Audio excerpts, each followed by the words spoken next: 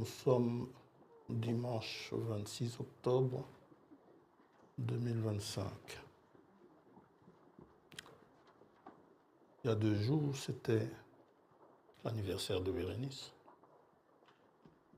que j'ai oublié. Alors, je te souhaite bon anniversaire. Ne vieillis pas trop vite, hein?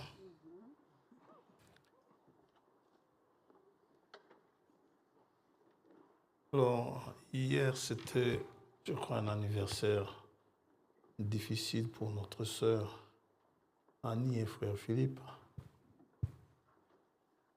Ça faisait 1 an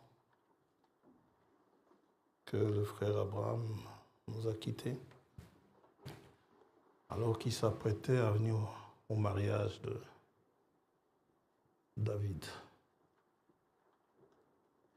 Et pour David, c'est le premier anniversaire du mariage. Voilà. Toujours heureux. Plus heureux que l'année passée encore. Ah, ça c'est bien. Il faut dire oui, il ne faut pas se donner l'opinion de la tête. Hein. Et moins que l'année prochaine. Ça, on verra. Eh bien, voilà. Et Elisa va bien. Elle est là? Elle est où, Elisa? Elle se cache. Eliora, elle va bien? Elle est là aussi. Est-ce qu'il y en a qui sont là pour la première fois?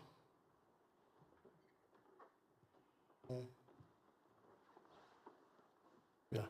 Quoi qu'il en soit, tout le monde est le bienvenu. Que le Seigneur vous bénisse richement.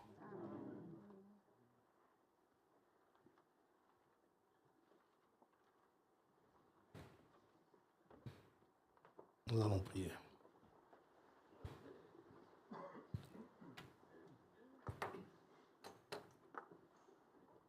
Bien-aimé Père Céleste, le temps passe et c'est vrai, il y a des bons, de mauvais souvenirs qui nous viennent, mais nous avons cette promesse de ta part que les bonnes et les mauvaises choses qui nous arrivent ou qui nous sont arrivées, tu les fais concourir pour notre bien. Si nous voulons te dire merci pour cela, merci d'avoir donné la force à tes enfants, d'avoir passé des caps difficiles. Merci d'être le consolateur. Merci également pour les anniversaires que nous célébrons. Nous réalisons que c'est une grâce que tu nous donnes. Et toi qui connais le nombre de nos pas ici sur la terre, nous nous remettons à toi. Et nous te demandons de bien vouloir nous assister en toutes choses. Nos besoins, tu les connais, avant même que nous n'ouvrions nos bouches. Et nous avons confiance que tu ne les connais pas juste pour le plaisir de les connaître, mais c'est parce que tu veux rencontrer ces besoins. Aussi, même ceux que nous ne connaissons pas, nous les remettons entre tes mains et nous te disons merci. Merci pour tout cela. Bénis ce moment, tes enfants ont chanté. Les enfants ont chanté également. Et c'est merveilleux de voir ces petits-enfants chanter la gloire de notre Seigneur et Sauveur Jésus-Christ. Maintenant, nous nous en remettons à toi alors que la parole sera apportée. Veuille nous inspirer, nous aider dans l'audition. Et pour des choses que nous t'avons demandées, nous te disons déjà merci. Merci pour la foi que tu nous as donnée. Car si on t'a demandé ces choses, nous croyons déjà les avoir obtenues. Donne-nous cette foi-là, pouvoir nous en saisir. Nous te demandons d'ouvrir le livre pour nous, de nous aider dans la lecture, dans l'audition, au nom de Jésus-Christ notre Seigneur. Nous avons prié. Amen. Amen. Dieu vous bénisse. Cela. Avant qu'on ne lise, on a posé des questions sur l'organisation de la GAP prévue le 11, je crois, le 11 novembre. Ça, il faut voir les organisateurs ou organisatrices de la GAP. Moi, je ne connais pas le programme sur l'organisation, mais bon. Et je vois le frère Tombo ajouter un mot ce matin. Donc, il y a des personnes qui s'en occupent. Il y a sœur Béatrice, j'ai vu, et sœur Joël. Vous pouvez toujours poser des questions ou s'il y a un avis à donner, vous pouvez me laisser un mot que j'expliquerai à toute l'Assemblée. Comment ça. Mais le 11 novembre, il y a quand même, le matin, il y a un service d'action de grâce. C'est un jour férié. Et samedi prochain, le 1er novembre, il y a également un samedi, il y a également une action de grâce que nous célébrerons ici à l'Assemblée. Comme un dimanche, selon les horaires, mais c'est généralement plus court. Les actions de grâce sont plus réservées à la louange qu'à la prédication. Nous sommes là pour dire merci. Merci à Dieu pour beaucoup de choses. Et je crois que nous avons des raisons de lui dire merci. Des raisons de le louer.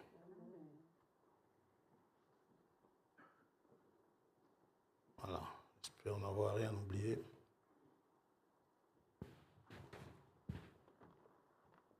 Nous allons lire dans... Ah oui, dimanche 9. C'est dimanche le 9, je crois. Qu'il y a Sainte-Seine. Ok. Donc, le culte dimanche 9, c'est dans 2 semaines. Ce culte fera à partir de 16h. Ça va? Ne venez pas le matin. Vous allez trouver la porte close, ou bien peut-être vous allez trouver Fabrice, si vous avez de la chance, ou quelqu'un d'autre. Moi? Alors là, vous ne paniquerez pas. Il y a un frère qui me racontait une chose. Il m'a même adressé son bonjour ce matin. Il m'a dit, il est au Congo, mais il me dit, n'oublie pas que c'est changement d'heure aujourd'hui. Donc, ne va pas trop tôt. Il m'a dit ça parce que le frère Souza, son frère, Dieu le paix à son âme, à l'époque, il n'y avait pas de Sainte-Seine, de Sainte-Seine. À l'époque, il n'y avait pas de téléphone comme nous en avons aujourd'hui. Et lors du changement d'heure, le frère est parti trop tôt. Il a trouvé l'église fermée. Et comme en ces temps-là, on était tous très zélés pour l'enlèvement, il pensait que l'enlèvement a eu lieu. Il a paniqué, commencé à ouvrir des grands yeux dans toutes les directions. Personne ne pointait à l'horizon. Finalement, quand il a vu un frère arriver, ça l'a soulagé. L'enlèvement n'a pas eu lieu sans moi. Au moins, frère, que nous ayons raté l'enlèvement, nous deux. Ça va? Bon, c'est dommage de le dire, mais si l'enlèvement a lieu un dimanche, ça risque de se passer comme ça. On ne sait pas quel jour ça va se passer. Frère Marcel, je ne t'ai pas vu, Dieu te bénisse. Ça va?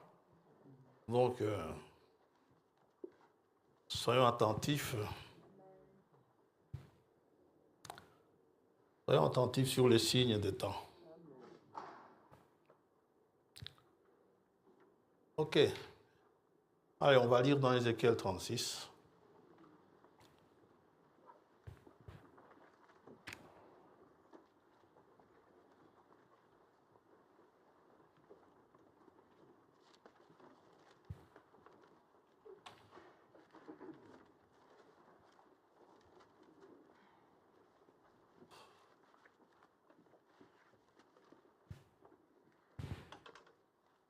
« 23 à 25.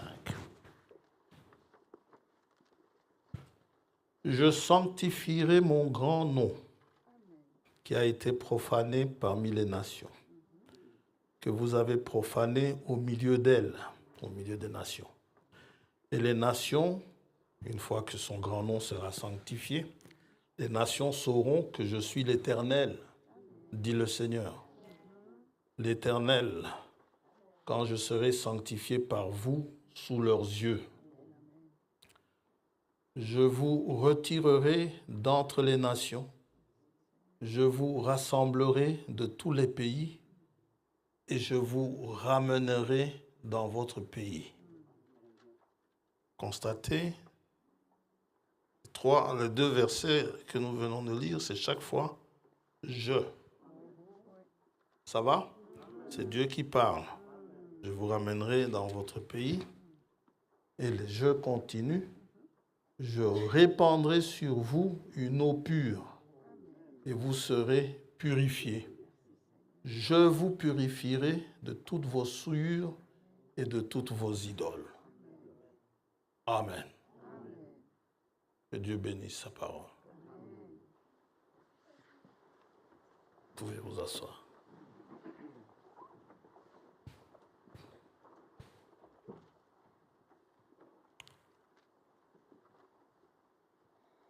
Dimanche passé, nous avons parlé justement de ce verset 25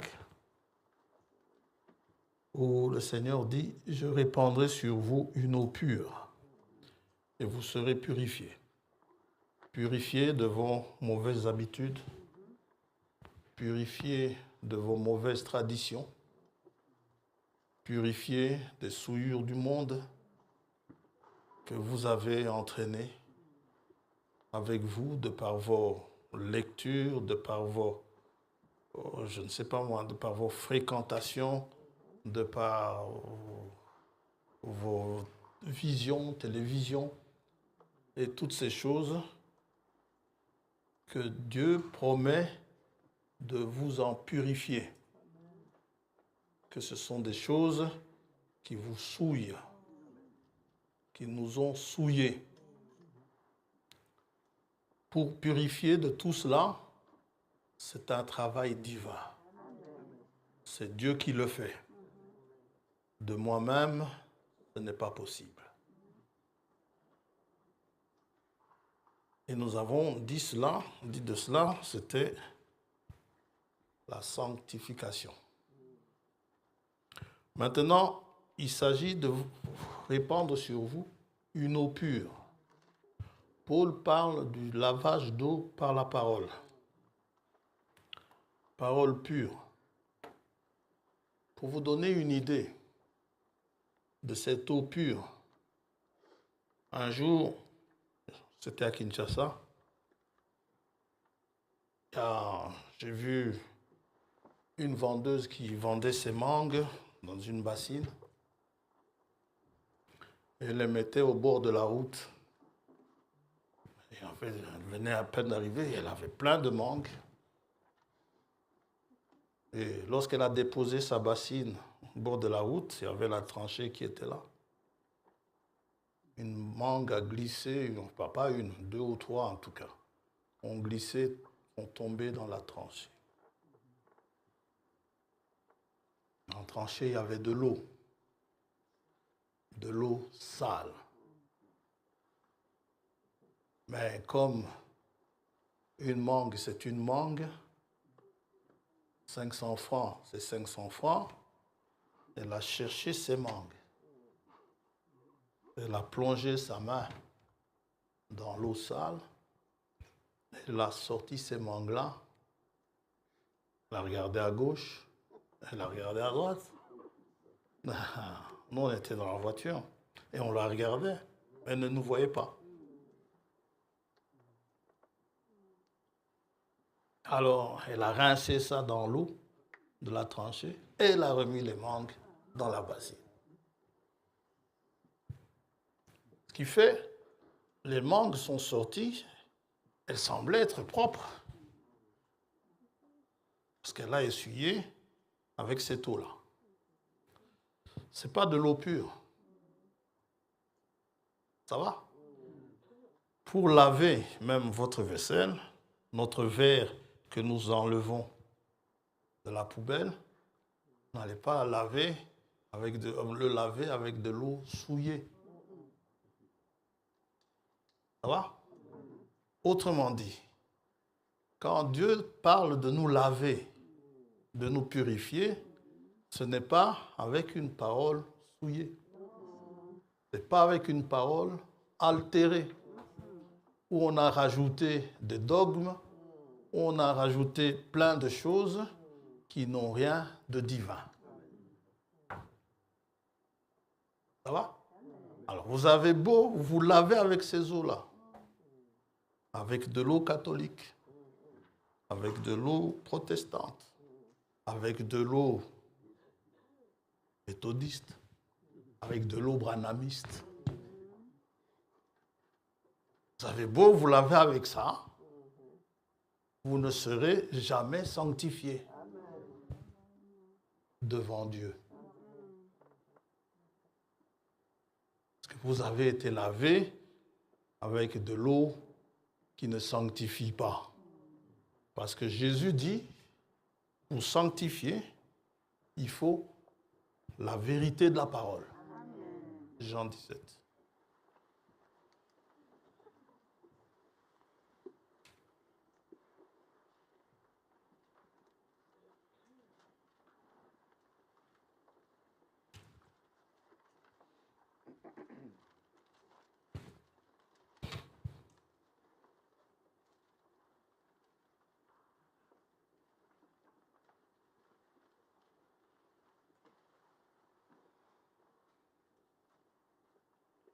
Verset 6. Nous venons de lire dans Ézéchiel 36, où Dieu dit qu'il sanctifiera son grand nom. Verset 6, Jésus dit, « J'ai fait connaître ton nom aux hommes que tu m'as donnés du milieu du monde.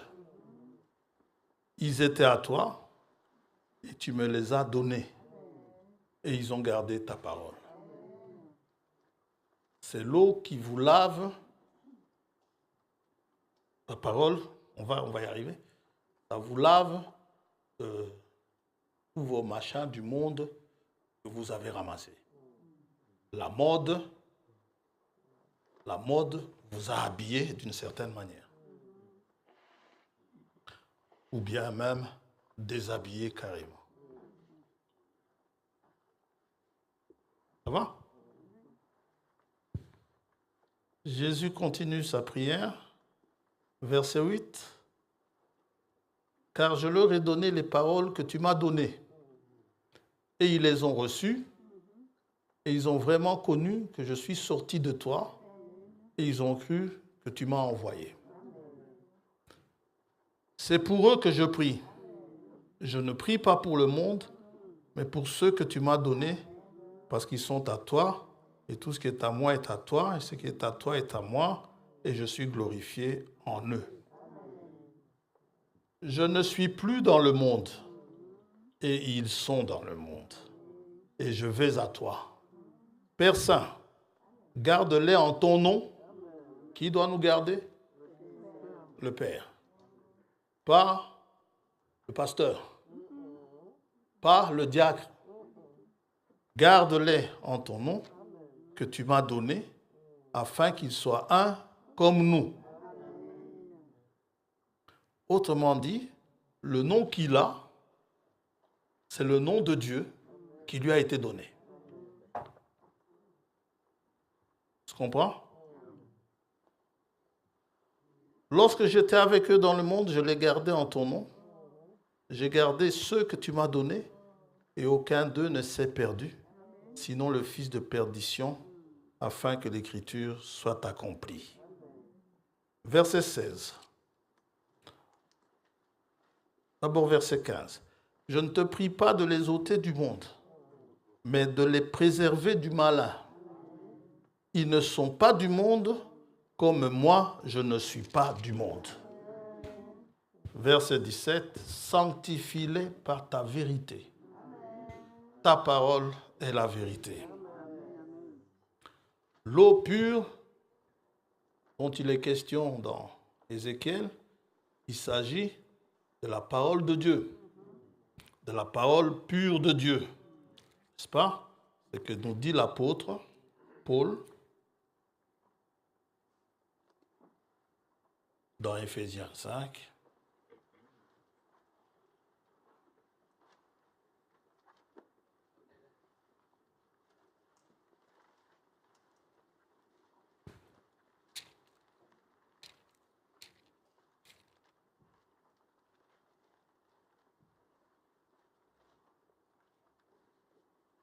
Verset 25. Marie, que chacun aime sa femme, comme Christ a aimé l'Église, et s'est livré lui-même pour elle, afin de la sanctifier, en la purifiant et en la lavant par l'eau de la parole. Amen. Et le but recherché, c'est pour faire paraître devant lui cette Église devant Dieu, cette Église glorieuse, sans tache, ni ride, ni rien de semblable, mais sainte et irréprochable. Ça va? Et Jésus-Christ dit à ses disciples, dans Jean 15,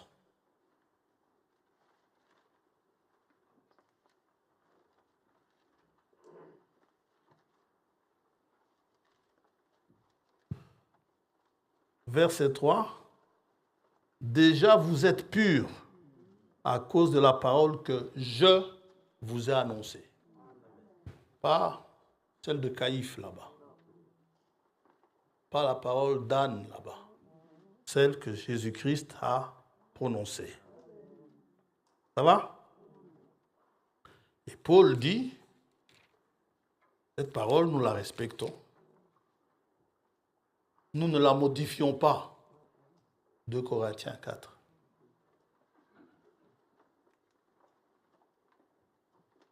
Verset 2. Nous rejetons les choses honteuses qui se font en secret. Nous n'avons point une conduite astucieuse et nous n'altérons point la parole de Dieu. Amen. Mais en publiant la vérité, qui sanctifie, nous nous recommandons à toute conscience d'homme devant Dieu. Ça va? Ézéchiel 36, que nous venons de lire, nous parle de la nouvelle naissance. Le verre que j'ai ramassé, si c'était un verre que l'on voit parfois dans le commerce, un verre de Jupiler, par exemple, on écrit Jupiler, c'est un verre destiné à y mettre de la Jupiler dedans. Ça va? Si c'est un verre à vin, c'est destiné à mettre du vin dedans. C'est à cela que ce verre a été destiné. C'est un verre à whisky, à Johnny qui marche. C'est un verre destiné au whisky. Et ainsi de suite. Quasiment chaque boisson dans ce monde a son verre. Il y a des verres d'eau, il y a des verres de rhum, il y a des verres de, je ne sais pas, tout genre de boissons, de cocktails et tout cela. Et ils mettent bien, ils écrivent la marque du verre. Maintenant, vous le ramassez. Vous ne buvez pas de ce cocktail. Vous n'en buvez pas. Et vous ramassez quand même le verre. Vous le lavez.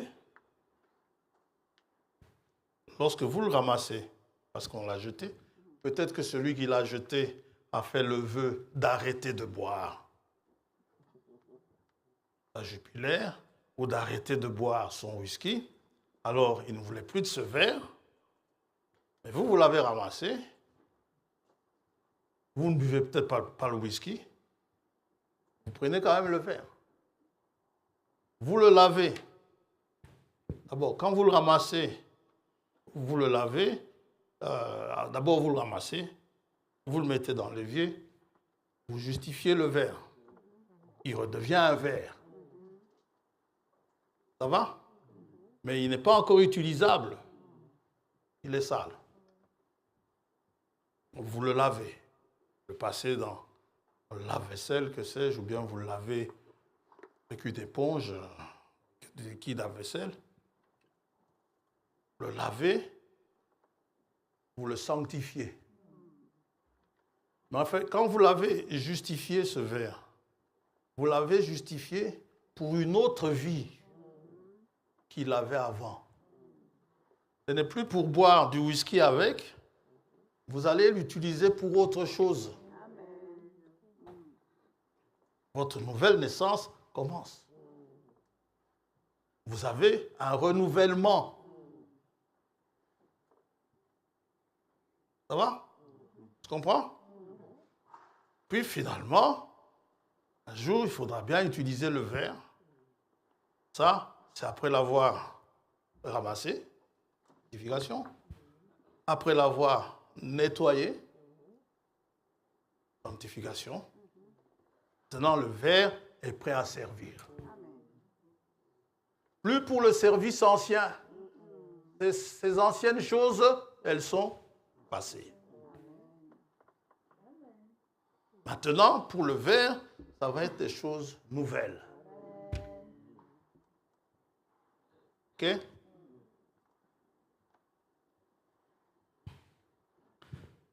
C'est pourquoi, je vous dis, Ézéchiel 36 nous parle de la nouvelle naissance. Et le lavage d'eau par la parole, c'est un véritable bain spirituel que vous avez, qui va vous laver, qui va vous débarrasser de tout fardeau et de tout lien. Vous êtes sanctifiés donc. Et comme on a dit, la véritable sanctification, Paul le dit, cela se fait par la parole de vérité. Tout effort propre, tout effort que vous faites vous-même conduit à l'hypocrisie. Ce verre de Jupiler que vous avez abandonné, si vous voulez revenir à la Jupiler, vous avez peut-être abandonné ce verre-là, mais vous irez en acheter un autre. Ou bien si vous l'avez jeté au fond du jardin, vous allez le ramasser à nouveau.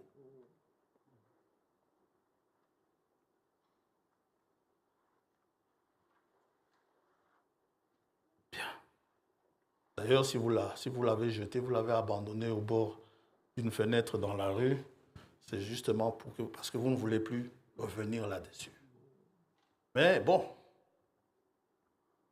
est-ce de vous-même ou est-ce quelqu'un qui vous a enlevé cela?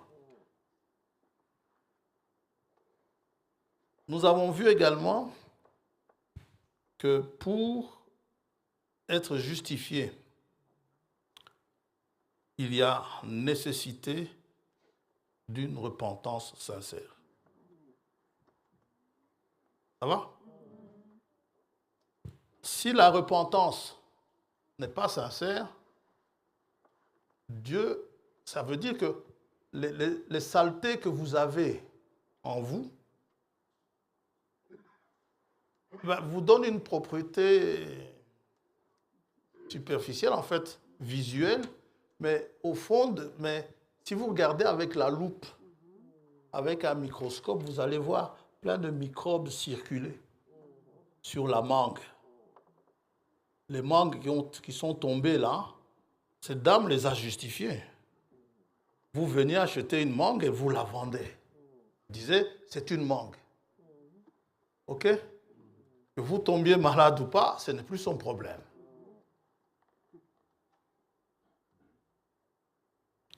Il faut une repentance.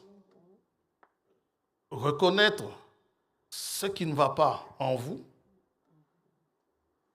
pour que celui qui lave puisse laver. Parce que vous n'allez pas laver le verre de quelqu'un sans que la personne ne soit d'accord. Dieu nous laisse le libre arbitre. Il ne va pas nous laver de force. Et d'ailleurs, cela se voit chez ceux qui disent toujours, je vais le dire en français, on n'avait qu'à traduire ça en lingala, ou en swahili, ou en une autre langue. Moi, j'ai toujours été comme ça. Ou la personne ne veut pas changer. Dit, j'ai toujours été comme ça. Ça, c'est une personne qui ne s'est jamais repentie. Elle va vous raconter, je n'aime pas ci, je n'aime pas qu'on me fasse ça, je n'aime pas que je n'aime pas faire ça. Il y a plein de choses qu'il n'aime pas et qui vont le conduire dans des attitudes pas bonnes devant Dieu. Et ben, si tu veux rester comme ça, reste. C'est comme Naaman, hein? Le général Naaman. Il était vaillant à la guerre. C'était un homme vaillant. Mais malgré sa vaillance, il a attrapé la lèpre. Il voulait se faire soigner. Vous lisez ça dans 2 Rois 5. Alors, il a essayé tous les médecins. Ça n'a pas marché. Mais une fille qui était chez lui, une servante captive, qui avait été captive venant d'Israël, a dit, ah, là dans mon pays, il y a un prophète. Le prophète qui est dans mon pays peut guérir le patron. Ah, on va lui dire, écoute, la jeune captive là, d'Israël a dit ceci. Ok, allons voir ce prophète. Au lieu d'écrire au prophète, il écrit au roi. Parce qu'il est général, vous pensez bien. Il écrit au roi d'Israël, dire que voilà, écoute, il paraît que chez toi, on guérit la lèpre. Alors, j'arrive, il faut me guérir. Le roi d'Israël a commencé à trembler. Il a dit, voilà, il me cherche de misère. Est-ce que moi, je lui ai dit que moi, je peux guérir la lèpre? Élisée apprend ça. Élisée vient dire au roi, mais quel est ton problème? Laisse-le venir et il saura qu'il y a un Dieu en Israël. Et Naaman y est allé. Il y allait avec l'idée que bon, je vais arriver. On a dit qu'il faut aller voir le prophète directement. Le roi n'a pas besoin de te voir.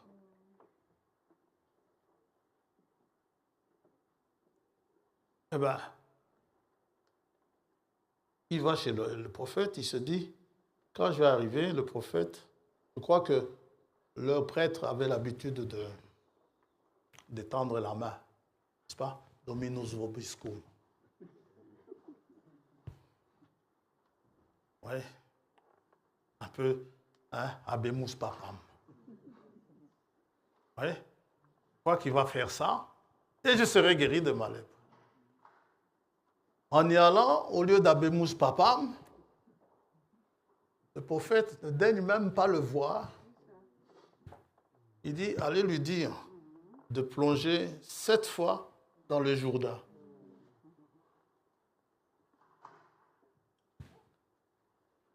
En général, il a dit 7 fois dans le Jourdain. Quoi? Alors que chez nous, on a de beaux fleuves.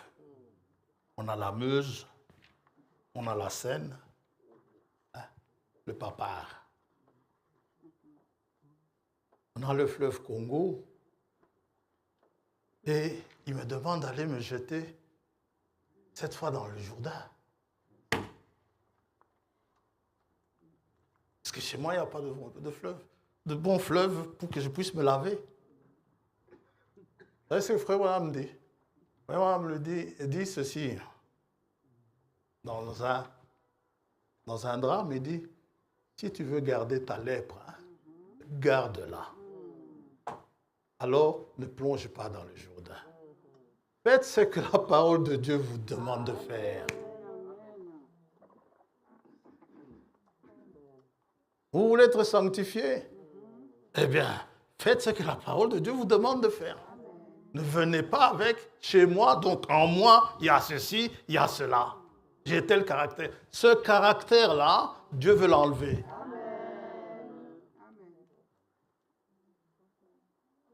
La sanctification commence à faire de vous une autre personne. Hein.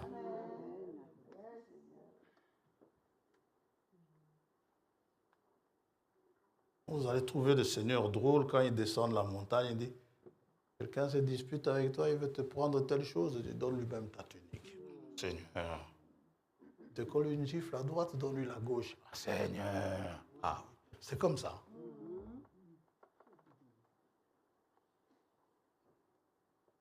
Si tu ne veux pas être sanctifié, garde ton caractère. Ça va? Amen, grand frère. Le schéma, donc, est le suivant. Donc, il faut une repentance sincère. Nous avons vu ces frères d'Éphèse, ils avaient une bonne repentance, mais ils n'avaient pas le bon baptême. Ce qui fait qu'ils n'ont pas reçu ils n'ont pas eu le Saint-Esprit. Il a fallu qu'ils aient le bon baptême après la repentance, puisqu'ils étaient disciples de Jean. Jean-Baptiste les avait baptisés. Mais ils n'avaient jamais entendu parler du Saint-Esprit. C'est évident parce que quand l'apôtre, le jour de la Pentecôte, vient demander aux gens qui ont eu le cœur vivement touché, plutôt ce sont les gens qui ont demandé, ceux qui ont eu le cœur vivement touché, hommes, frères, que ferons-nous? C'est là que le lien a été fait entre la repentance et le don du Saint-Esprit. L'apôtre Pierre dit, repentez-vous et soyez baptisés au nom du Seigneur Jésus-Christ. C'est pour cela que Paul a compris que là, à Éphèse, les frères n'avaient pas eu le bon baptême. Parce que s'ils avaient été appelés au bon baptême, ils auraient entendu dire qu'il y avait un Saint-Esprit. Parce que c'est cela la promesse. Ça va? Et vous aurez le don du Saint-Esprit. Ça reste quand même étonnant qu'il n'ait pas entendu parler de ça avant. Pourtant, Jean-Baptiste en avait parlé.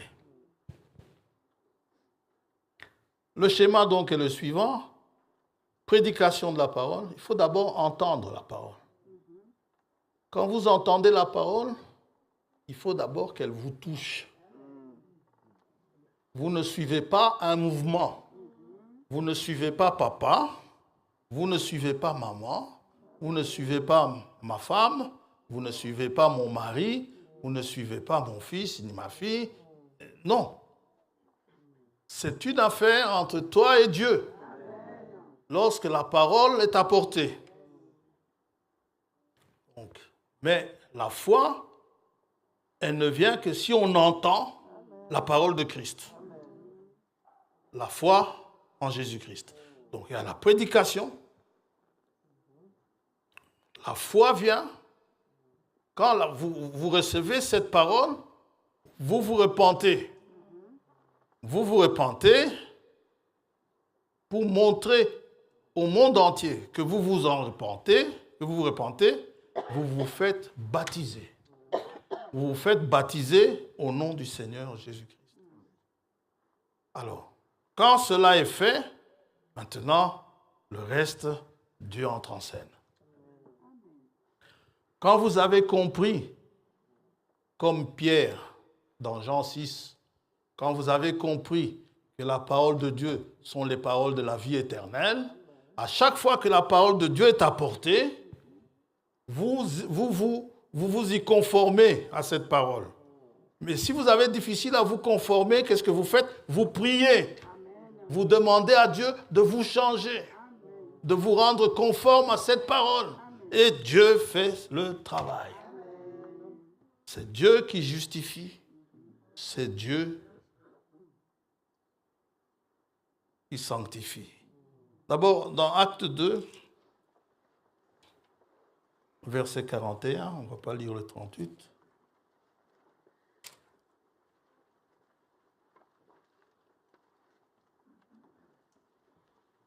Il faut accepter la parole. Verset 41, il nous a dit, ceux qui acceptèrent sa parole furent baptisés. Donc, il faut accepter la parole. Et en ce jour-là, le nombre des disciples augmenta d'environ 3000 âmes. Ça va? Dieu accomplit son œuvre. Romains 8, 33, je crois, nous dit, c'est Dieu qui justifie. Dans Hébreux 12, en Thessaloniciens, il nous est dit, c'est Dieu qui sanctifie. Ça ne fait que rejoindre ce que Ézéchiel dit, ce qui est dit dans Ézéchiel, je répandrai, je donnerai un cœur nouveau, je donnerai un esprit nouveau. C'est Dieu qui le fait. Acte de la grâce. C'est Dieu qui le fait. Et c'est logique. Si maintenant on suit, on va dans Ézéchiel 36, verset 27. Le travail a été commencé par Dieu, le travail doit être terminé par Dieu. Alors, verset 26-27, Ézéchiel 36, je vous donnerai un cœur nouveau, c'est Dieu, et je mettrai en vous un esprit nouveau.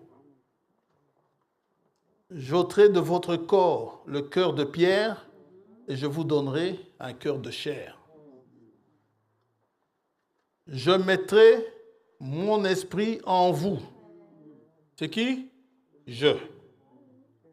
Et je ferai en sorte que vous suiviez mes ordonnances. Autrement dit, aujourd'hui vous en êtes à suivre les ordonnances divines, ce n'est pas grâce à vous. C'est une grâce de l'Éternel. Et que vous observiez et pratiquiez mes lois. Donc ça ne sert à rien de vous vanter. Moi, depuis que j'ai cru, vous n'êtes rien.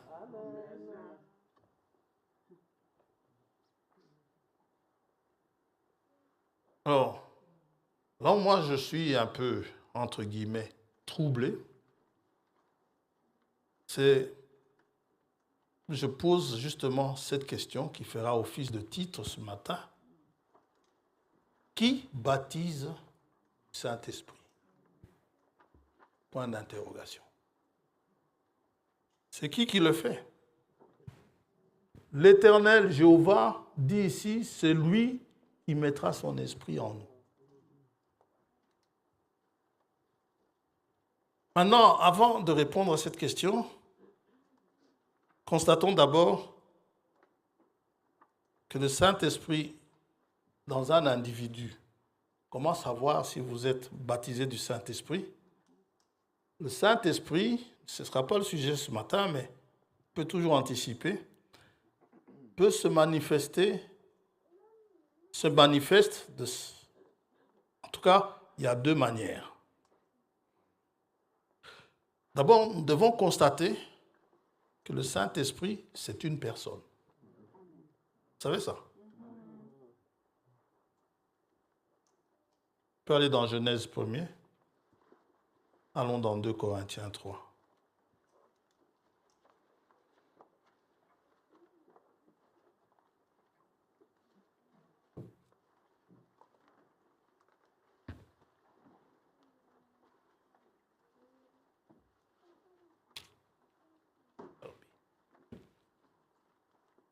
2 Corinthiens 3.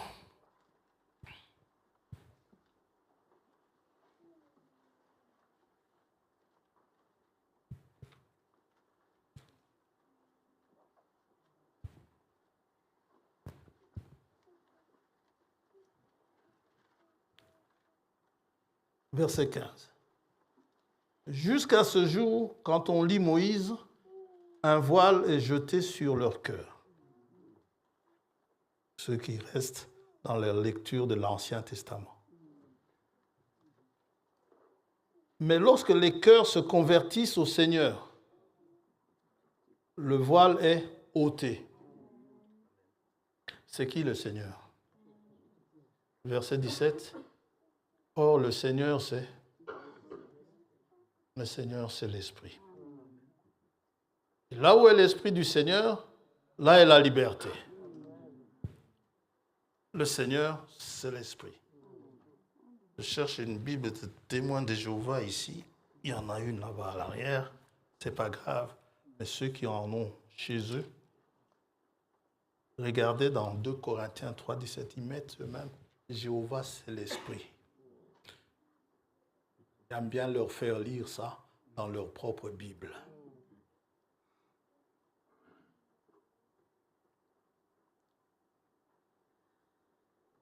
Qui baptise donc du Saint-Esprit? Lorsque le Saint-Esprit est répandu, Paul nous dit,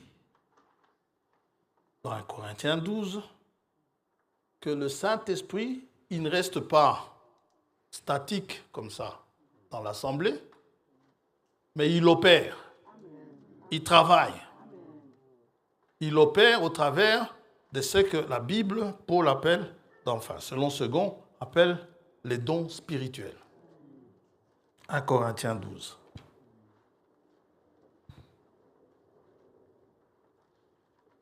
Quand le Saint-Esprit tombe en un lieu, ces choses doivent arriver. Dites amen à ça. Ce n'est pas seulement pour les pentecôtistes. Beaucoup de gens, pour justifier le fait que les dons ne s'opèrent pas chez eux, ils disent ce sont les pentecôtistes qui cherchent les dons. Non. Ceux qui cherchent les dons véritables, ce sont des chrétiens. C'est à nous.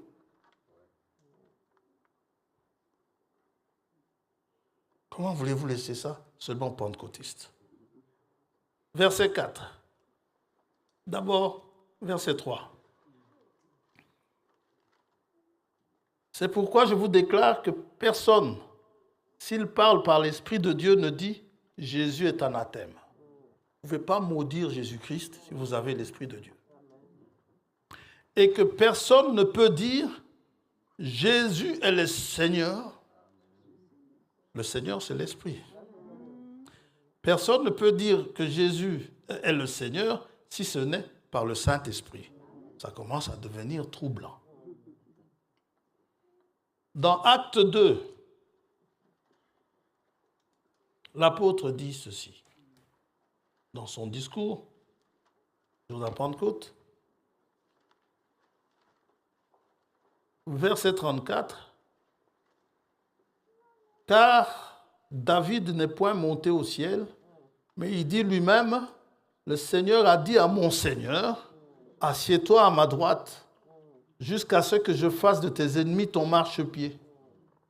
Que toute la maison d'Israël sache donc avec certitude, n'ayez aucun doute, avec certitude que Dieu a fait Seigneur et Christ, ce Jésus que vous avez crucifié. » Donc Jésus est le Seigneur. Qui est Seigneur? C'est Jésus, puisque Jésus, qui c'est Dieu, l'a fait Seigneur. Les dons doivent être manifestes au milieu des enfants de Dieu. Je vous le dis pourquoi?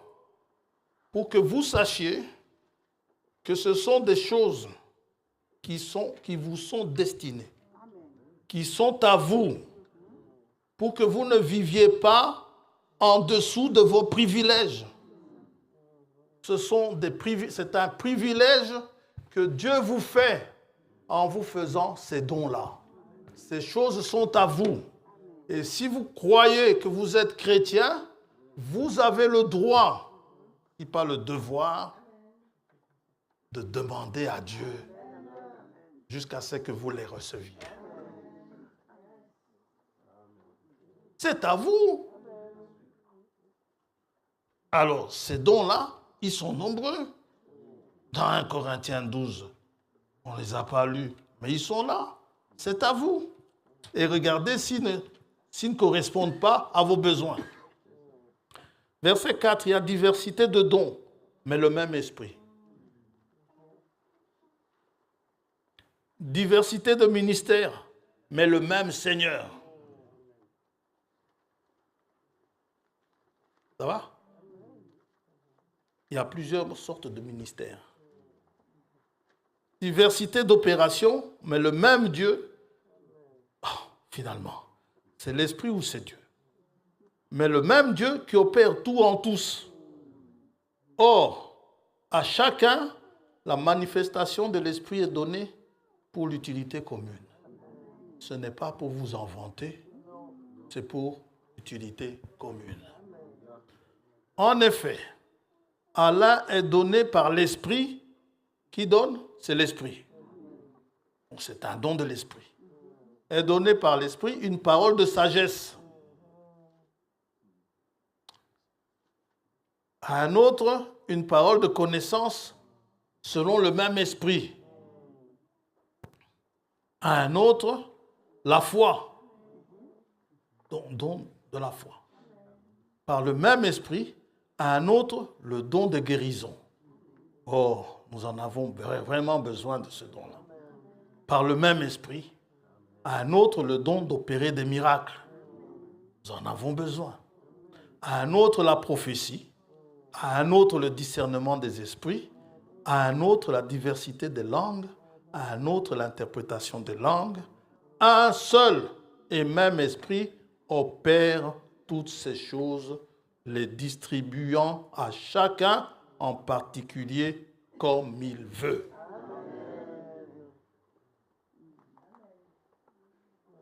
Ne restez pas tranquille tant que ces dons-là ne sont pas manifestes au milieu de vous. Réclamez-les, demandez-les. Vous savez, les frères à Éphèse, ils ne savaient même pas qu'il y avait un Saint-Esprit. Dieu leur a donné quand même, Dieu leur a donné un Saint-Esprit. Vous ne saviez pas qu'il y avait ces choses-là. Mais Dieu a donné. Qui a dit à Dieu, donne-nous, fais-nous des dons, des miracles ou des guérisons? Personne. C'est selon son bon vouloir. Alors, puisqu'il le fait selon son bon vouloir, pourquoi ne le demandez-vous pas? C'est à vous. Et ne prenez pas les faux. Je vous ai dit, samedi passé, pas hier, samedi là-bas, je suis allé à un mariage, fiançailles. Évidemment, comme d'habitude, maintenant, un peu surtout chez les Africains, avant qu'on commence, est-ce qu'il y a quelqu'un ici dans la salle qui peut prier? Je n'ai pas voulu lever le doigt. Ce sont des traditions. On cherche quelqu'un, un pasteur, pour prier. Je les ai regardés. Finalement, quelqu'un s'est levé. Il a prié. Au début, la prière était très bien. Puis à un moment donné, il parle en langue. Bon. OK? C'est un message que Dieu nous donne. Alors, on attend l'interprétation, il n'y a pas de parleur, il n'y a pas d'interprétation. Finalement, qu'est-ce qu'il a dit dans une langue étrangère, dans une langue inconnue? Je n'en sais rien, moi. Il y a des sorciers qui parlent en langue. Qui me dit que ce n'est pas un sorcier? Je veux connaître le contenu du message. Si tu n'as pas l'interprétation, eh bien, tais-toi. Vous allez me dire, le jour de la Pentecôte, il n'y avait pas d'interprète. C'est vrai, Mais le jour de la Pentecôte, Dieu a fait un miracle. C'est que quand il parlait, chacun entendait dans sa propre langue. On n'avait pas besoin d'un don d'interprétation, non. Dieu lui-même interprétait dans l'oreille des gens. Si vous ne compreniez que le lingala, Dieu vous donnait ça en lingala. Amen. Ah, Dieu. Il n'y a pas que les dons. Le fruit de l'esprit doit aussi être manifeste. Il est comment le fruit de l'esprit? Galates 5.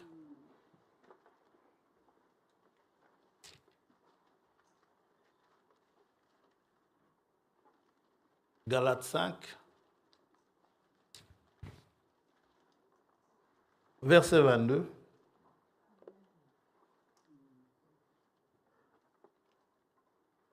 D'abord, au-dessus, il y a les œuvres de la chair, n'est-ce pas? Au verset 22, nous voyons, mais le fruit de l'esprit, c'est l'amour. Pas point, non, virgule. Amen. Le fruit de l'esprit, c'est l'amour, virgule. La joie, virgule. La paix, la patience, la bonté, la bienveillance, la tempérance, la foi, la douceur, la maîtrise de soi. Votre fruit doit avoir toutes ces qualités-là. Quand une qualité manque, demandez à Dieu. Quand vous manquez de patience, demandez-la à Dieu. J'aime bien parler de la patience. Devant ce frère enquiquinant, il vous enquiquine tout le temps. Manifestez de la patience envers le frère. Vous savez que quand vous remarquez que vous n'avez pas de patience, quand vous demandez à Dieu, vous savez ce que Dieu va faire? Il va vous éprouver. Jacques, chapitre 1er. Si on prend rien que la patience.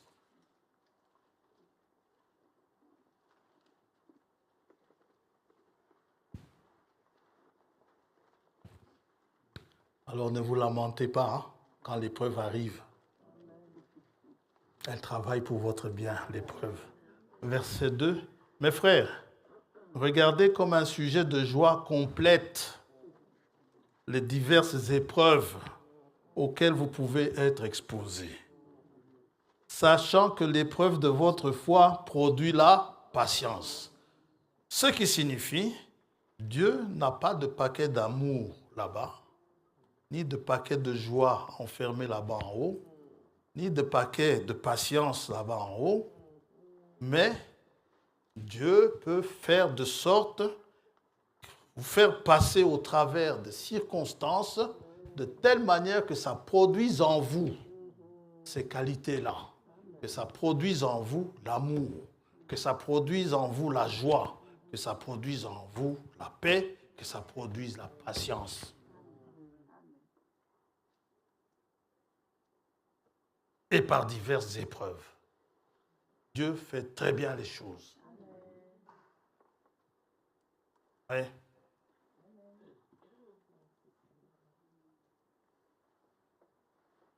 J'ai une nièce qui m'a écrit, qui m'a demandé de l'aider à payer le Minerval de sa nièce, de ma petite nièce, sa maman étant décédée. Alors moi je lui dis, tu sais, moi quand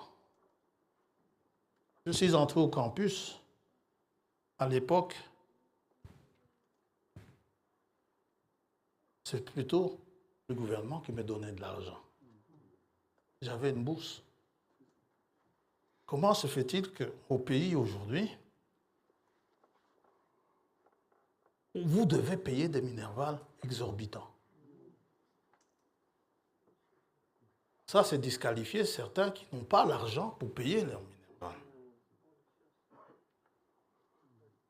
Oui, mais c'est que vous ne savez pas, vous, c'est que c'est vous, le peuple, qui avez le pouvoir.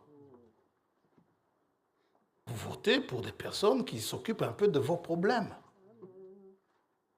Elle me dit, ah, moi, je ne vote pas. Et je suis témoin de Jéhovah. Je dis, témoin de Jéhovah, qui vous a interdit de voter? D'ailleurs, quand tu ne votes pas, c'est une façon de voter. Un athée, c'est un croyant. Un croyant en rien du tout. Quelqu'un qui vote blanc, qui s'abstient, le jour des élections, lorsqu'on fait le décompte, bon, ici en Belgique, les élections sont obligatoires. En France, ce n'est pas obligatoire. Quand on fait le décompte, on vous dit il y a eu 3000 votes, par exemple, dont 2500 exprimés. Il y a eu 1200 blancs et 2000 nuls. Ça compte.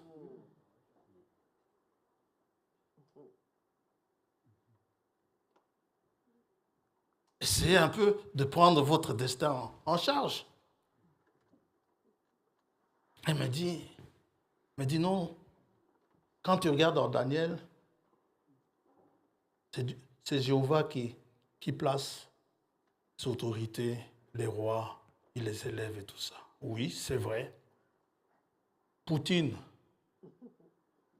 il est là comment? Ah, il a été élu. Ah, et pourtant, c'est Jéhovah qui l'a placé. Trump, il a été là comment? Il a été élu. Ah, et pourtant, c'est Jéhovah qui l'a placé. Il ne faut pas minimiser Dieu.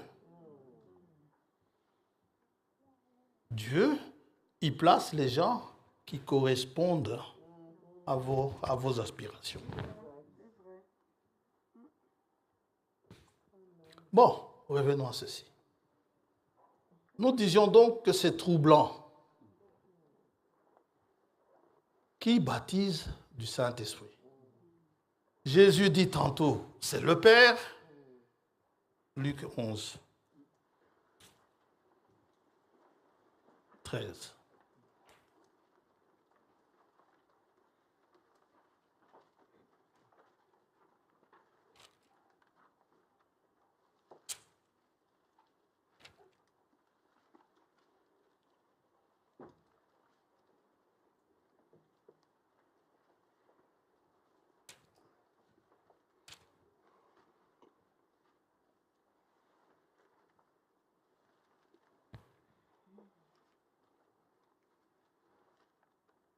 D'abord, verset 11.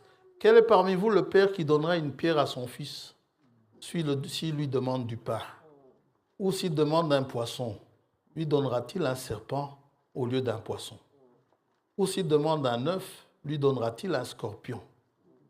Si donc, méchant comme vous l'êtes, vous savez donner de bonnes choses à vos enfants, à combien plus forte raison le Père céleste donnera-t-il le Saint-Esprit à ceux qui le lui demandent?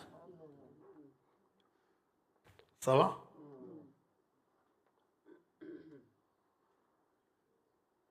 Je dis que c'est troublant parce que ça donne l'impression que Jean-Baptiste n'a pas compris. Et pourtant, Jean-Baptiste, selon ce que Jésus lui-même a dit, Jean-Baptiste était plus qu'un prophète. Matthieu 11.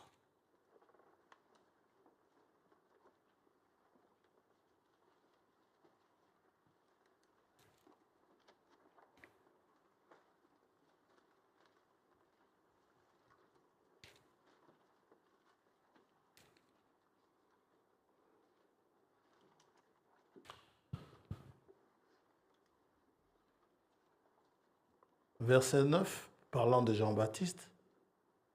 Qu'êtes-vous donc allé voir? Un prophète? Oui, vous dis-je, et plus qu'un prophète. C'est Jésus qui parle ainsi de Jean-Baptiste.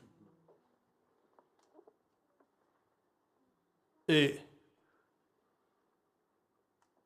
Ézéchiel et Joël, ils sont tout à fait d'accord. De la même manière que Ézéchiel dit, reprend les paroles de Dieu disant, je répandrai, je mettrai mon esprit en vous, au-dedans de vous. OK? Pas une simple onction, mais vraiment au-dedans de vous, dans votre être intérieur là. Joël dit, puisqu'à la Pentecôte, c'est ce qui est arrivé, Joël dit, Joël 2, 28, après cela, je répandrai mon esprit sur toute chair. Vos fils et vos filles prophétiseront. Vos vieillards auront des songes. Ézéchiel et Joël sont d'accord que c'est Dieu qui le fait. Jésus nous confirme, c'est le Père qui le fait. Mais le même Jésus-Christ qui nous confirme que c'est le Père céleste qui le fait, il nous dit ceci, je vous dis, c'est troublant. Luc 23. Pardon. Luc 24.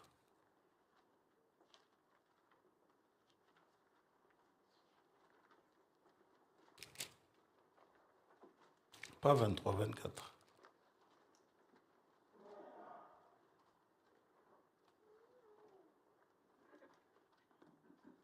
Verset 46. Et il leur dit, ainsi il est écrit que le Christ souffrirait et qu'il ressusciterait des morts le troisième jour. Et que la repentance et le pardon des péchés seraient prêchés en son nom à toutes les nations. Ça va? La repentance et le pardon des péchés.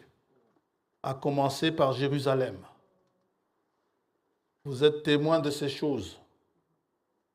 Et voici, j'enverrai sur vous, c'est Jésus qui parle. Alors que quelques chapitres plus tôt, il a dit le Père céleste. J'enverrai sur vous ce que mon Père a promis.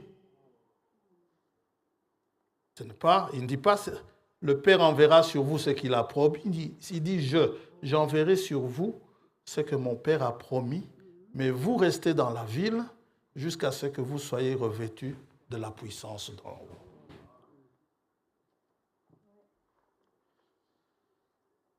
Alors, Jean-Baptiste, qu'est-ce que toi tu nous dis? Matthieu dit, Jean-Baptiste a dit ceci. Matthieu 3.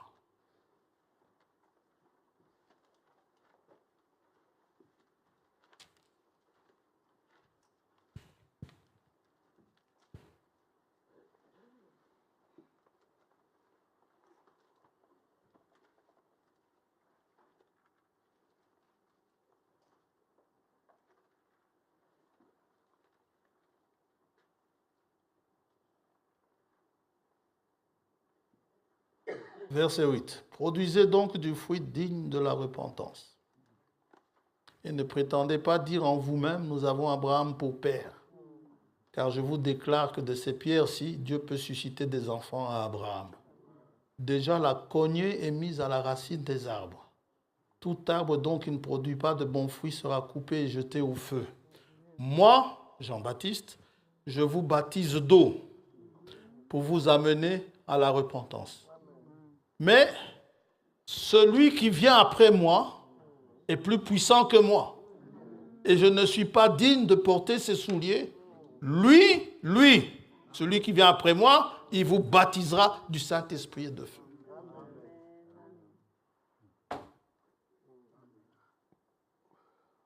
Hein, frère François, peut-être Matthieu a mal entendu. Demande à Marc. Marc, qu'est-ce que frère Matthieu nous raconte là? Marc, chapitre 1er.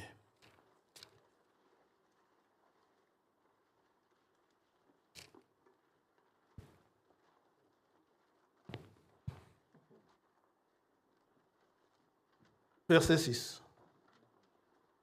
Jean avait un vêtement de poil de chameau et une ceinture de cuir autour des reins. Il se nourrissait de sauterelles et de miel sauvage. Il prêchait disant, « Il vient après moi, celui qui est plus puissant que moi, et je ne suis pas digne de délier en me baissant la courroie de ses souliers. Moi, je vous ai baptisé d'eau, lui, il vous baptisera du Saint-Esprit. » Alors, ils sont deux à avoir mal entendu. Luc, toi qui as fait des recherches exactes sur les événements, tu n'étais peut-être pas là, mais tu as fait des recherches exactes sur les événements qui se sont accomplis au milieu de vous. Toi, Luc, qu'est-ce que tu en dis? Luc, chapitre 2. D'abord, au chapitre 1er, il dit ceci. Plusieurs ayant entrepris de composer un récit des événements qui se sont accomplis parmi nous, suivant ce que nous ont transmis ceux qui ont été des témoins oculaires dès le commencement et sont devenus des ministres de la parole. Amen. Il m'a aussi semblé bon, après avoir fait des recherches exactes sur toutes ces choses depuis leur origine et de te les exposer par écrit d'une manière suivie, excellent Théophile. Théophile, ça veut dire celui qui aime Dieu, afin que tu reconnaisses la certitude des enseignements que tu as reçus. Alors, il nous rapporte l'événement de Jean-Baptiste, Luc chapitre 2.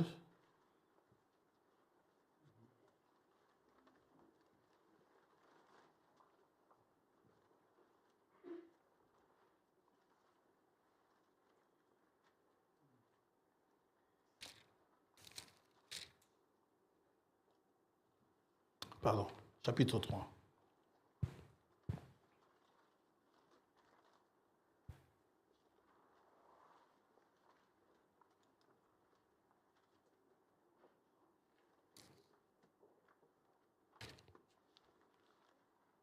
Verset 12. Il vint aussi des publicains pour être baptisés. C'était des gens de mauvaise vie. Et ils lui dirent, « Maître, que devons-nous faire ?» Il leur répondit, « N'exigez rien au-delà de ce qui vous a été ordonné. » Nous avons vu vendredi, ça a pesé sur Zachée, le fait d'arnaquer le peuple.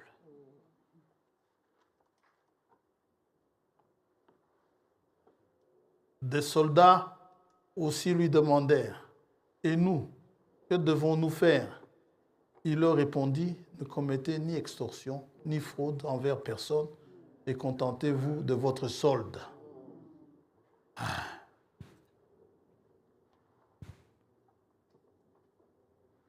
Vraiment, ils n'ont pas allé extorquer de l'argent aux gens. Vous savez pourquoi on appelle la paye d'un militaire solde? C'est parce qu'ils sont nourris.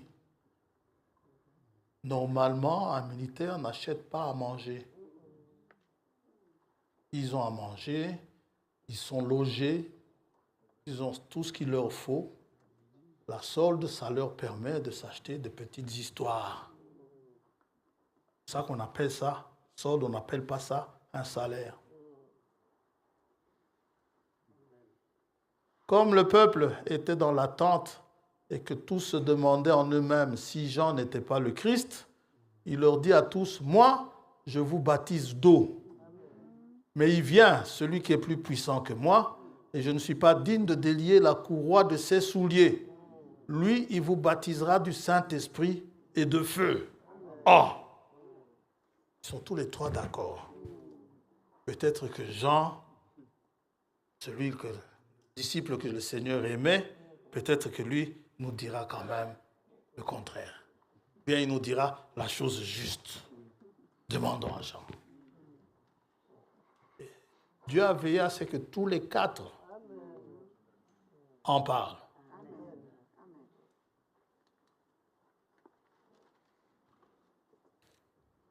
Jean chapitre 1er.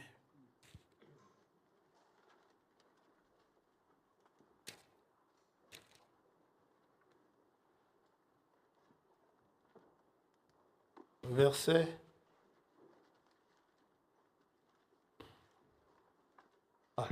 29. Le lendemain, il vit Jésus venant à lui et il dit, « Voici l'agneau de Dieu qui ôte le péché du monde. » Maintenant, si vous êtes charnel, vous allez commencer à chercher un agneau. Mais Dieu a son langage. Jean-Baptiste, il présente un homme, il dit c'est l'agneau de Dieu. L'agneau de Dieu, c'est un homme. C'est quand même pas compliqué.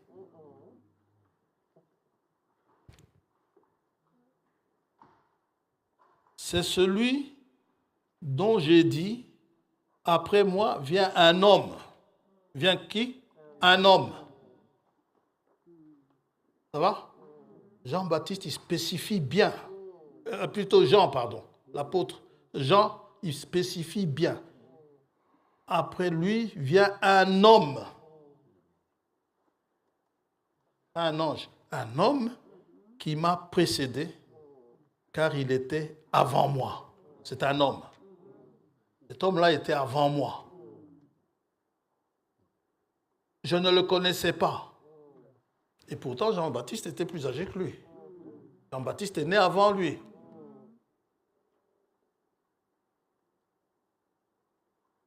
Je ne le connaissais pas.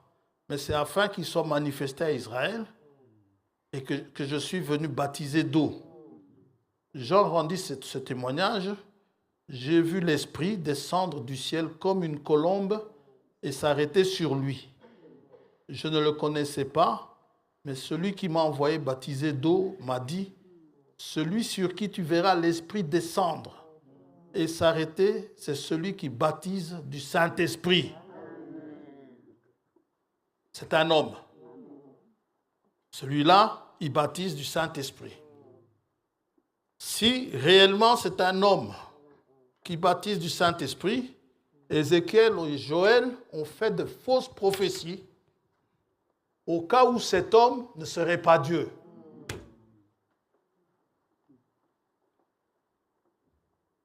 Ça va? Maintenant, on lui a dit que l'Esprit va descendre. Et lui, Jean, il rend ce témoignage que l'Esprit descend comme une colombe. Si je vous demande ici, quelqu'un qui sait bien dessiner, de me dessiner le Saint-Esprit, il va commettre l'erreur de prendre un crayon et une feuille de papier et il va me dessiner une colombe. Non. Une colombe, c'est une colombe.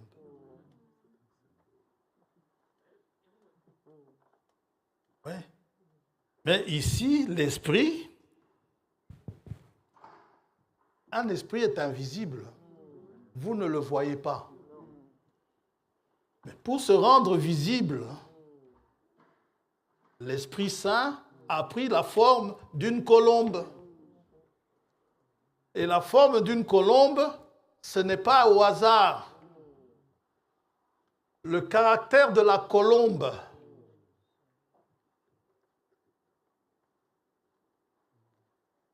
ça matche bien avec les qualités du Saint-Esprit. La colombe, elle est douce. La colombe ne mange pas n'importe quoi. Ce n'est pas comme ces oiseaux que vous voyez. Dès que je retourne un peu la terre là-bas, chez moi, je vois ces oiseaux noirs là qui viennent, ils viennent chercher des vers de terre. La colombe mange une nourriture saine. Et ces oiseaux-là qui viennent chercher des vers de terre, si vous écrasez un chien ou même un oiseau, un de leurs congénères, ils viennent s'attrouper pour manger. Mais ce n'est pas le cas de la colombe.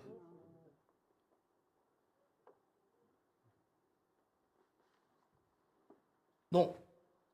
Et la colombe ne descend pas sur n'importe qui. La colombe descend sur quelqu'un qui a la nature d'un agneau. qui est aussi doux. Et ce qui est bien, la colombe, c'est un animal céleste. Il vole. Un animal du ciel. L'agneau, c'est un animal terrestre. Sol. Autrement dit, le Dieu qui est en haut dans les cieux, il s'est fait homme.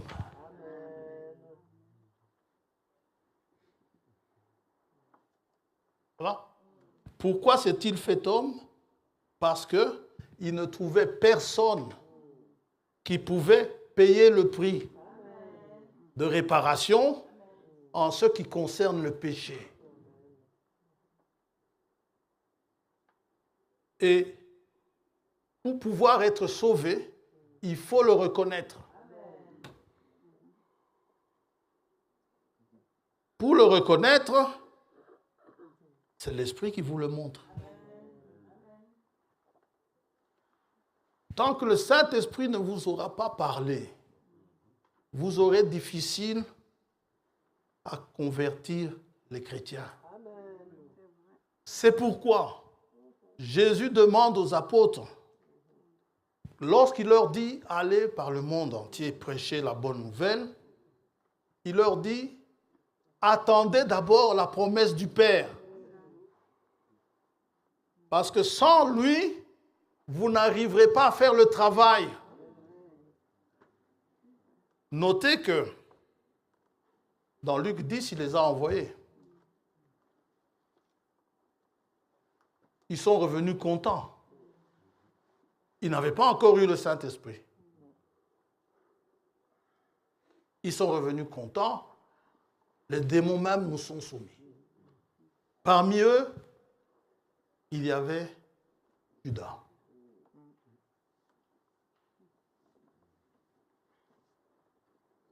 Le frère me dit,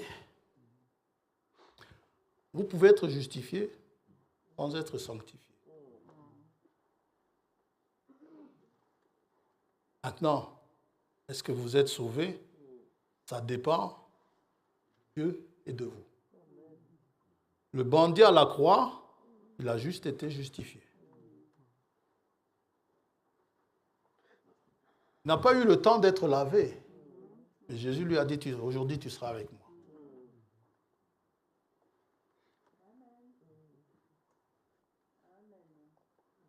Vous pouvez être sanctifié, mais vous ne pouvez pas être sanctifié sans avoir été justifié.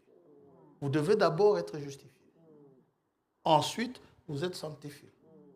Vous pouvez être sanctifié et ne pas recevoir le Saint-Esprit. C'est le cas de Judas. Judas, il a écouté la parole. Mais est-ce que sa sanctification, ça fonctionnait? Non. Mais c'était fait exprès. Tous ceux qui ont voulu s'arrêter à la justification, ils sont partis depuis Jean chapitre 6. Ils étaient 70. N'est-ce pas? Et Jésus a commencé à prêcher. Oula, on va terminer. Jésus a commencé à prêcher disant, vous savez quoi? Ma chair est une nourriture. Mon sang est un breuvage. Cette parole, elle est dure. Qui peut l'écouter? Plusieurs de ses disciples, Jean 6, 60, après l'avoir entendu dire, cette parole est dure, qui peut l'écouter? Jésus, sachant lui-même que ses disciples murmuraient à ce sujet, leur dit, est-ce que cela vous scandalise-t-il? Et si vous voyez le Fils de l'homme monter où il était auparavant? C'est l'esprit qui vivifie, la chair ne sert à rien, les paroles que je vous ai dites sont esprit et vie. Verset 66, dès ce moment, plusieurs de ses disciples se retirèrent. Ils se sont arrêtés à la justification. Et ils n'allèrent plus avec lui. Jésus donc dit aux 12, et vous, ne voulez-vous pas aussi vous en aller? Simon-Pierre lui répondit, Seigneur, à qui irions-nous? Tu as les paroles de la vie éternelle. Dans Jean 17, Jésus confirme, de tous ceux que tu m'as donnés, ils ont été justifiés, sanctifiés, je n'en ai perdu aucun. Autrement dit, si vous êtes parmi ceux-là, vous êtes de ceux-là que Jésus a justifiés, a sanctifiés, à qui que Dieu vous a donné à Jésus. Si vous êtes un don de Dieu à Jésus-Christ, vous ne pouvez qu'avoir le Saint-Esprit. C'est pour vous. Et pour cela, il faut que vous soyez à lui. Paul dit à Timothée, ne t'inquiète pas trop, hein. Le Seigneur connaît ceux qui lui appartiennent.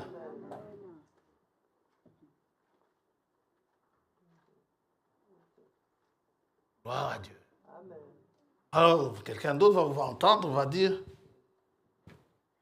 c'est injuste. Oh, toi, oh, qui es-tu? Dieu sait, il sait toutes choses. On va devoir couper, parce qu'il est 13 heures. On a encore plein de choses à dire.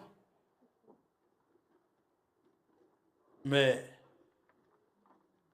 ce qui est bien, c'est que vous devez savoir que celui qui donne le Saint-Esprit, c'est celui dont il a été dit depuis l'Ancien Testament qu'il donnerait le Saint-Esprit. Et le Saint-Esprit achève l'œuvre que Dieu accomplit en vous. Saint-Esprit, exactement comme le bébé, lorsque il sort, eh ben, il pleure, il a ce souffle de vie. Maintenant, vous avez le souffle de vie spirituel en vous qui vous permet maintenant de vivre la parole de Dieu. Et vous irez de gloire en gloire, d'image en image, vous serez transformés jusqu'à ce que vous soyez à l'image du Fils de Dieu. Vous n'êtes plus celui-là qui était là avant, vous êtes quelqu'un qui a en lui la vie de Jésus-Christ. Un chrétien, c'est ça le chrétien. Celui qui a la vie de Jésus-Christ en lui. Pas nécessairement celui qui fait des miracles, non. Parce que ça dépend de la pluie. Parce que quand vous regardez comment le Saint-Esprit tombait dans l'Église primitive, ça on verra la semaine prochaine, comment le Saint-Esprit tombait dans l'Esprit primitif. C'était comme une pluie, une pluie de langues, des langues de feu qui descendent. Comme dit, je crois que c'est Frère Franck qui dit ça, ça ne dépend pas de la pluie, ça dépend du terrain, ça dépend du cœur. Votre cœur, la pluie va tomber, il pleut sur les justes et sur les méchants. Il peut y avoir, j'espère que non, des justes et des méchants ici. J'espère qu'il n'y a que des justes, des bons, n'est-ce pas? S'il pleut, le Saint-Esprit maintenant, il pleuvra sur tout le monde. Qu'il y ait un méchant ou qu'il n'y en ait pas, il va pleuvoir sur lui. Mais la différence, c'est que le bon, il sera rempli. L'autre ne recevra qu'une onction. L'atmosphère. Alors, le verre que vous avez nettoyé, que vous avez sanctifié, vous l'avez ramassé d'abord, vous l'avez sanctifié, vous pouvez vous servir, le remplissez. Vous devenez un vase rempli. Et non pas de l'huile juste qui tombe sur vous, mais vous avez l'huile en vous. Dieu dit, je ferai de sorte. Pourquoi? Parce que le Saint-Esprit qui est en vous a un pouvoir créateur. Au commencement, l'Esprit de Dieu se mouvait au-dessus des eaux. Dieu dit que la lumière soit. Ça va? Qui baptise du Saint-Esprit? C'est Jésus-Christ qui le fait. Le Jésus du Nouveau Testament, c'est le Jéhovah de l'Ancien Testament. Comment est-ce qu'on peut le dire à quelqu'un, je ne sais pas. Mais si vous êtes destiné à croire cela, que Dieu vous bénisse.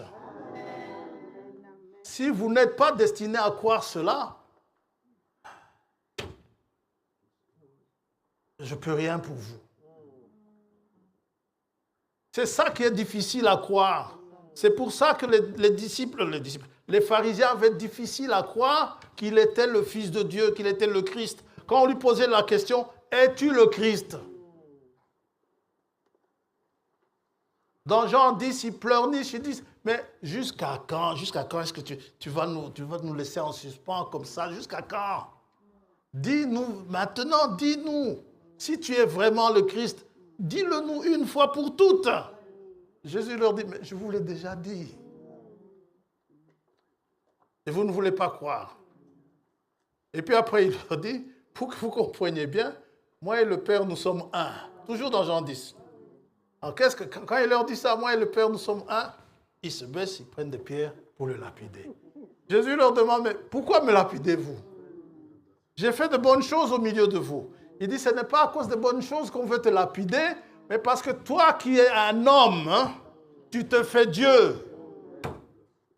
Mais oui, il est Dieu. Amen. Dieu dans la forme humaine. Amen.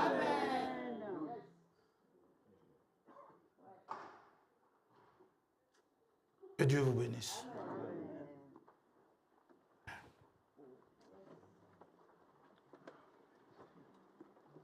Et on parlera justement de ce baptême du Saint-Esprit, de l'achèvement de l'œuvre de votre scellement.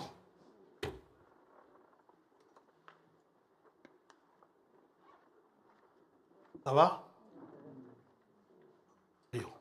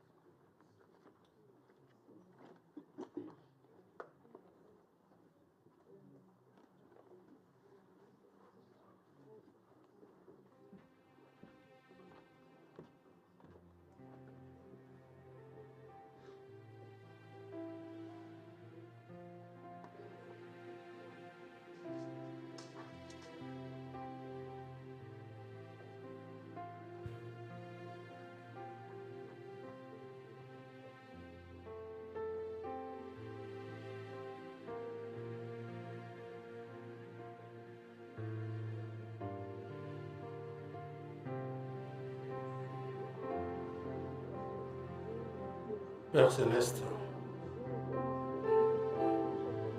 c'est une œuvre grandiose que tu opères au-dedans de chacun de ceux que tu as appelés.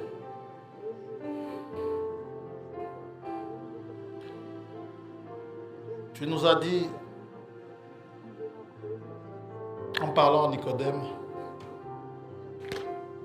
que c'était une nécessité de naître de nouveau.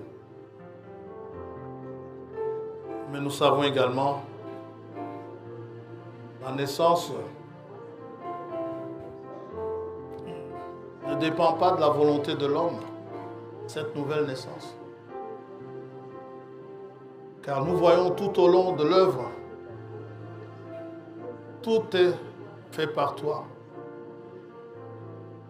Je vous ramènerai de la repentance. Je vous laverai. Je vous donnerai un cœur nouveau. Je répandrai sur vous mon esprit.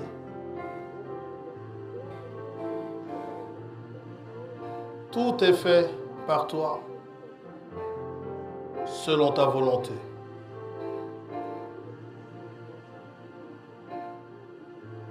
C'est pourquoi tu nous as changés. Nos goûts sont différents. Ce qui était pour nous des gains ne le sont plus aujourd'hui. Et tu as dit que si on n'est pas né de nouveau, on n'entrera pas dans le royaume, dans ce merveilleux royaume, loin de tous ces royaumes injustes que nous subissons ici sur la terre. Il y a un véritable royaume qui sera établi, où chacun vivra sous son figuier, avec sa vigne. Il n'aura pas à quémander, il n'aura pas à mendier. Comme au temps de Salomon, Salomon avait rendu commun l'argent.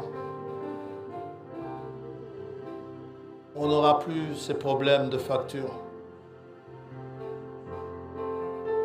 Ça, c'est la vraie vie. Où l'on a au milieu de nous le roi des rois.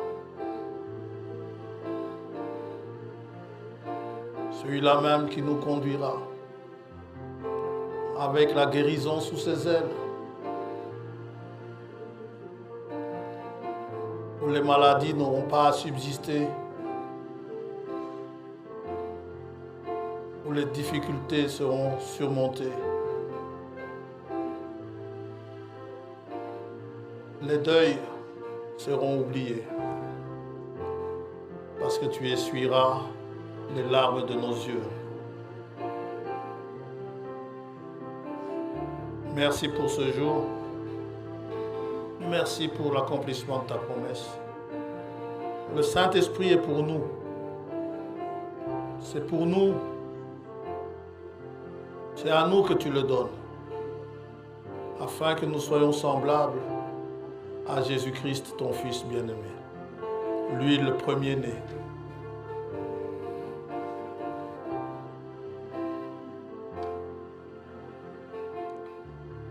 Oh Dieu, puisse cette assemblée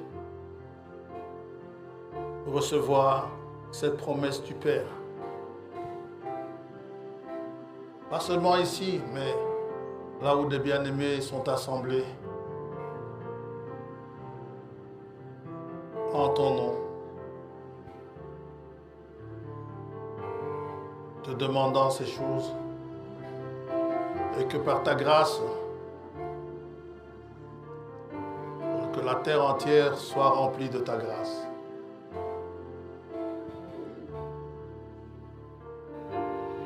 Que la terre entière soit remplie de la connaissance de Jésus-Christ, notre Seigneur.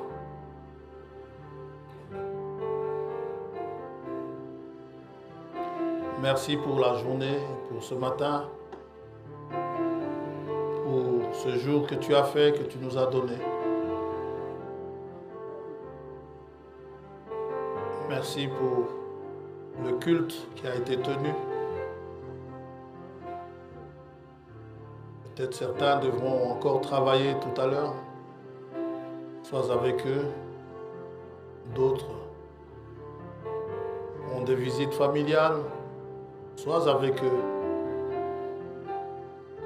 D'autres ont d'autres occupations, mais que tu sois toujours au centre de nos activités.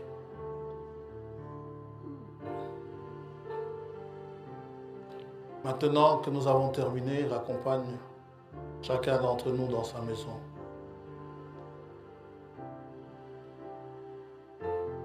Et si tu tardes à venir, nous te prions pour les réunions qui viennent, mercredi, vendredi, samedi, dimanche. Que nous puissions passer des moments merveilleux autour de ta parole. Au nom de Jésus-Christ, notre Seigneur et Sauveur, nous t'avons ainsi prié. Amen.